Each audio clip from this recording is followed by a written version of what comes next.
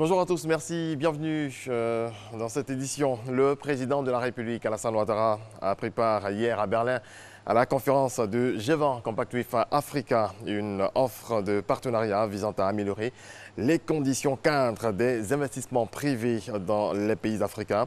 Intervenant au cours de cette rencontre, le chef de l'État a indiqué que la Côte d'Ivoire continue de poursuivre les réformes initiées dans les 3 domaines retenus dans le cadre du compact avec l'Afrique, à savoir le cadre macroéconomique, le climat des affaires et le financement. Le financement, c'est également l'entrepreneuriat. 100 femmes formées à la gestion des coûts de revient.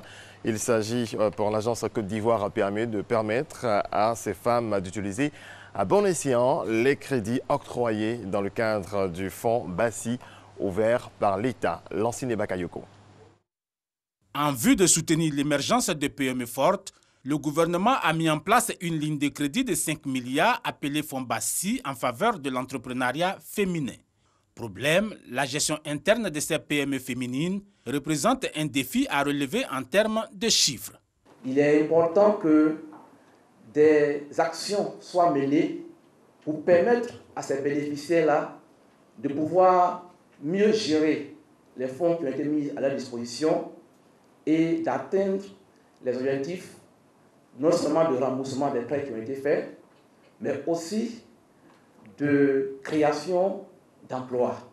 Principale difficulté, la mauvaise gestion des coûts de revient.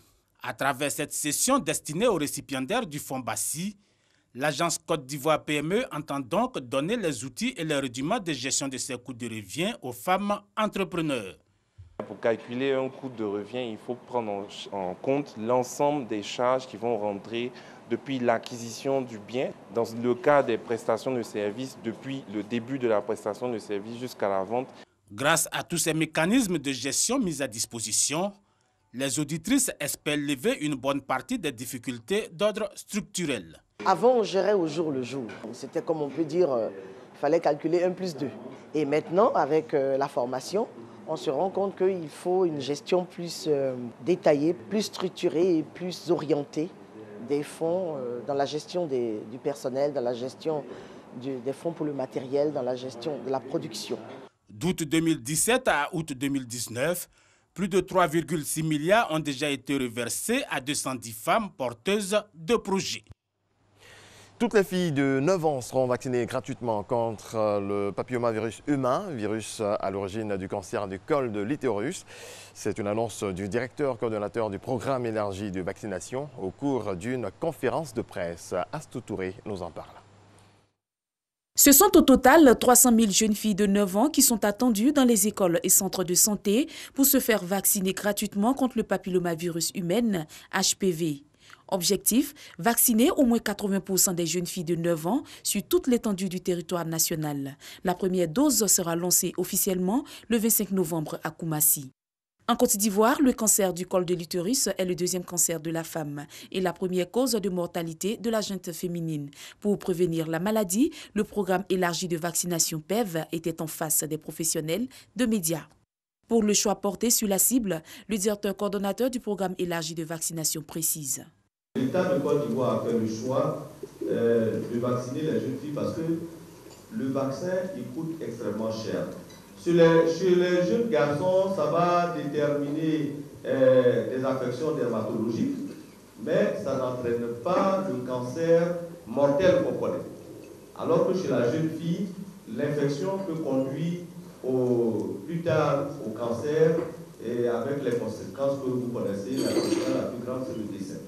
Donc le choix a été fait de protéger plutôt la jeune fille. Ce programme de vaccination qui va durer toute l'année ne comporte aucune menace chez les jeunes filles. Il n'y a pas de danger particulier. Aucune des études qui ont été menées dans les pays où ce vaccin est administré depuis des années, n'ont pas montré de risque particulier pour les jeunes filles qui sont vaccinées. Donc nous encourageons fortement les parents de faire venir leurs enfants ou d'accepter à l'école, si la vaccination a lieu à l'école, que leurs filles soient vaccinées.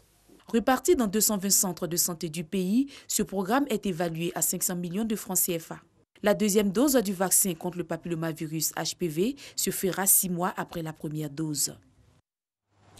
Du football, alors que les éléphants des Côte d'Ivoire perdaient hier face à l'Éthiopie 2-1, match comptant pour la deuxième journée des éliminatoires de la CAN 2021. Les éléphants espoirs, eux, surclassaient le Ghana 3-2 lors de la demi-finale de la CAN U23. Ils obtiennent leur billet pour les Jeux Olympiques de Tokyo en 2020 grâce à cette victoire. Le récit de Aboudraman Samassi. Ce mardi 19 novembre 2019, au stade international du Caire, les éléphants espoirs ont obtenu leur qualification pour les Jeux Olympiques de Tokyo 2020 après avoir battu en demi-finale le Ghana. Dans ce derby ouest-africain, les Ivoiriens se montrent décisifs. En première période, Youssouf Dao donne l'avantage aux éléphants espoirs à la 13e minute, et ce, jusqu'à la pause. En seconde période, Yao Yeboah égalise pour le Ghana à la 51e minute. À la 85e, Youssouf Dao s'offre un doublé avant qu'Evans Mensah ne ramène les deux équipes à 2-2. Le dénouement ivoirien intervient lors de la séance des tirs au but, 3-2, grâce à un excellent tapé Eliezer. Après 2008, la sélection olympique ivoirienne sera au rendez-vous des Jeux olympiques de Tokyo 2020. Avec cette victoire, les éléphants espoirs croiseront en finale le vainqueur de la rencontre Égypte-Afrique du Sud. Voilà, c'est la fin de ce rendez-vous actualité. Merci à toutes et à tous de votre attention. On se retrouve tout à l'heure pour développer l'actualité africaine.